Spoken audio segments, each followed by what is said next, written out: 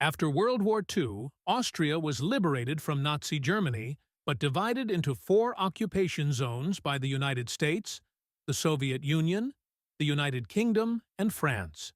Though the 1945 Moscow Declaration recognized Austria as a victim of Nazi aggression, the country faced a decade of occupation.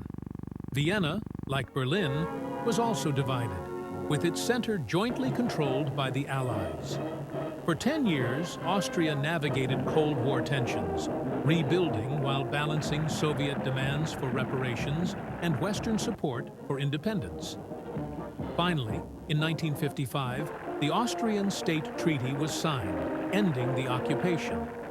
Austria pledged permanent neutrality, promising not to join any military alliance. On July 27, 1955, a historic ceremony marked the departure of Allied troops. The flags of the four occupying nations were lowered for the last time. In their place, the red-white-red Austrian flag was raised, symbolizing Austria's newfound sovereignty.